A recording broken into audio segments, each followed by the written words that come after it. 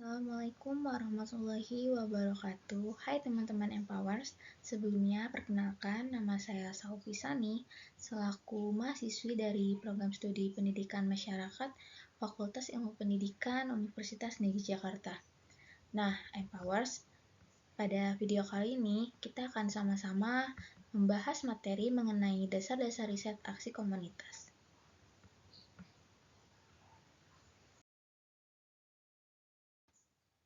Nah, teman-teman, pembahasan apa aja sih nih yang akan kita bahas melalui materi kali ini? Yang pertama itu ada pembahasan mengenai apa sih itu riset aksi. Lalu yang kedua ada prinsip tindakan penelitian masyarakat. Nah, dan yang ketiga ini ada manfaat dan juga tujuan dari riset aksi. Yuk sama-sama kita simak. Nah, untuk yang pertama ini ada apa sih itu riset aksi komunitas?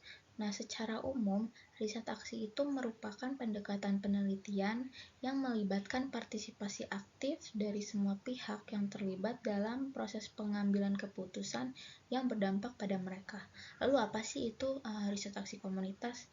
Nah, jadi riset aksi komunitas atau juga bisa disebut community based participatory research yang disingkat jadi CBPR, itu merupakan sebuah pendekatan penelitian yang melibatkan partisipasi aktif anggota komunitas dalam proses penelitian, yang mana dalam konteks pemberdayaan komunitas, riset aksi komunitas ini dapat digunakan untuk meningkatkan akses pendidikan seperti pengembangan kurikulum yang berfokus pada kebutuhan lokal dan juga penggunaan teknologi untuk memperluas akses belajar. Nah, di sini ada contoh kasus. Nah, melalui contoh kasus yang tertera pada PowerPoint, pendekatan ini itu menunjukkan bahwa bagaimana riset aksi komunitas ini dapat menghasilkan solusi yang relevan dan juga berkelanjutan untuk meningkatkan akses pendidikan. Nah, dengan melibatkan komunitas dalam proses penelitiannya, solusi yang dikembangkan ini tidak hanya berkaitan dengan kebutuhan serta kondisi mereka, tapi juga ini memberikan mereka kesempatan untuk mau belajar dan juga berkontribusi langsung dalam mengembangkan solusi tersebut.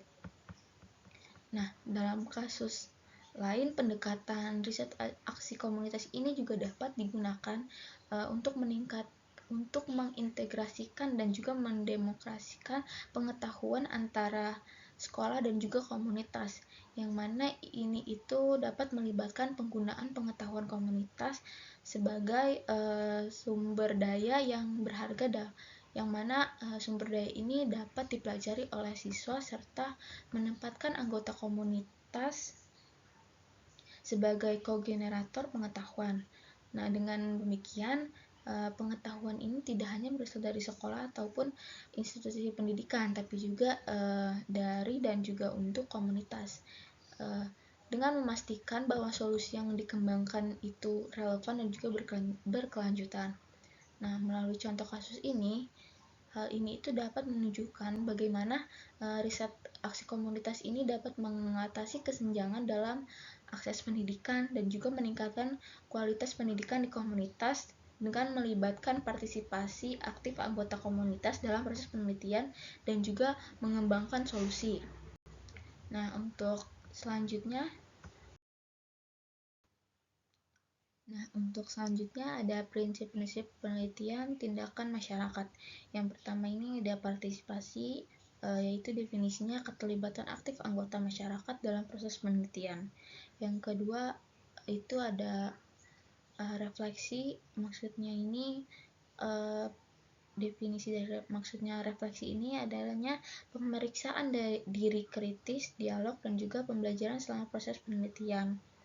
Nah, tadi sebelum lanjut ke yang ketiga, manfaat dari partisipasi ini itu meningkatkan inklusivitas kepemilikan dan juga pemberdayaan. Nah, contohnya partisipasi ini yaitu adanya proyek yang mengatasi kerawanan pangan dengan keterlibatan penduduk lokal. Sedangkan manfaat dari refleksi ini itu mendorong pembelajaran berkelanjutan dan juga berinovasi. itu seorang pendidik yang merefleksikan praktik pengajaran untuk mengidentifikasi area yang perlu dikembangkan. Nah, yang terakhir ini yang ketiga adanya perubahan. Itu definisinya perubahan transformatif pada tingkat individu, organisasi, dan juga masyarakat. Manfaat dari perubahan ini itu mendorong keadilan sosial dan juga pemberdayaan masyarakat. Lalu untuk contoh perubahannya itu adanya proyek yang menantang norma patriarki dan juga mendorong kepemimpinan perempuan.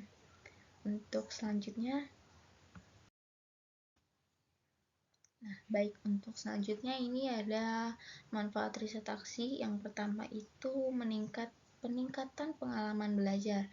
Jadi dalam konteks pembelajaran yang aktif, seperti yang dijelaskan oleh Suyadi pada tahun 2013, pembelajaran aktif itu memungkinkan siswa untuk berperan secara aktif dalam proses pembelajaran, baik dalam bentuk interaksi antar siswa maupun siswa dengan guru.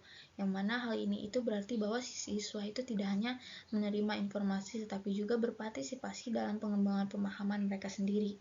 Nah, interaksi antar siswa yang ditingkatkan melalui riset aksi ini dapat meningkatkan pengalaman belajar mereka yang tidak hanya menerima informasi tapi juga memiliki kesempatan untuk berpikir kritis dan mengaplikasikan pengetahuan mereka dalam konteks nyata.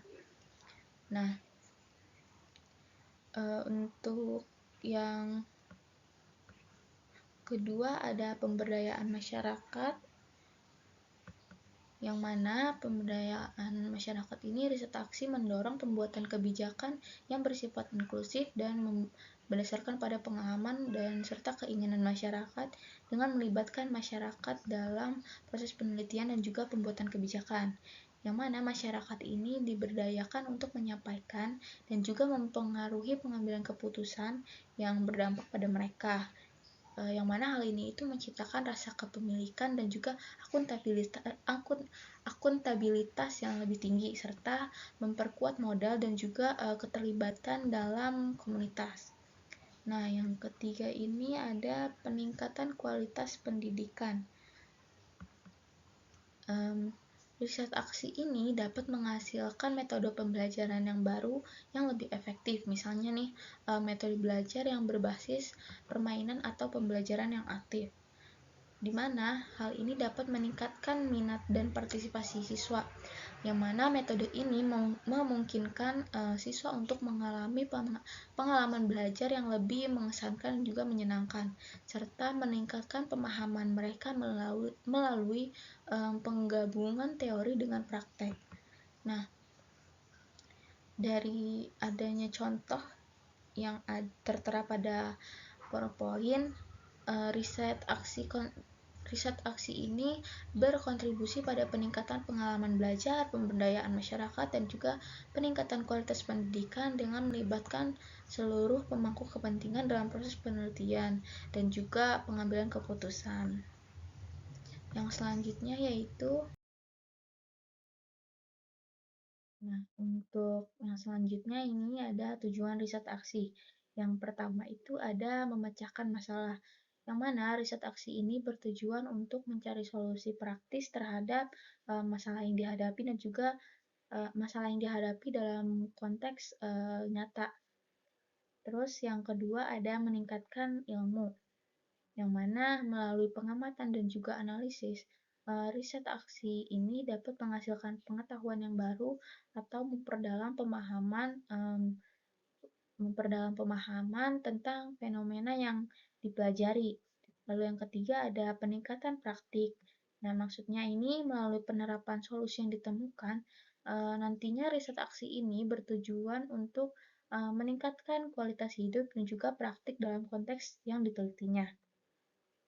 Nah, untuk selanjutnya ada penafsiran yang lebih baik. Maksudnya itu riset aksi ini membantu dalam memahami lebih baik hubungan antara berbagai elemen dalam suatu situasi ataupun permasalahan. Nah, yang terakhir ada penemuan fakta baru. Nah, dengan pendekatan yang berpusat pada subjek penelitian, riset aksi ini bertujuan untuk mengungkapkan fakta baru yang belum diketahui sebelumnya. Riset aksi ini menyoroti pentingnya partisipasi aktif peneliti dalam proses penelitian yang memungkinkan mereka untuk mendapatkan wawasan praktis dan juga langsung terlibat dalam pencarian solusi terhadap masalah yang dihadapi. Yang mana hal ini membuat riset aksi menjadi alat yang sangat efektif dalam meningkatkan pemahaman serta praktek dalam berbagai bidang seperti pendidikan, kesehatan, dan juga manajemen organisasi. Baik, terima kasih kepada teman-teman yang telah berpartisipasi melalui materi dasar-dasar riset aksi komunitas. Melalui hal ini, kita dapat lebih paham mengenai prinsip, manfaat, dan serta tujuan dari adanya pendekatan penelitian melalui riset aksi komunitas ini. Semoga apa yang telah kita pelajari hari ini dapat bermanfaat bagi kita semua. Sekian presentasi dari saya. Mohon maaf apabila ada kekurangan, kesalahan, mohon dimaafkan. Wassalamualaikum warahmatullahi wabarakatuh.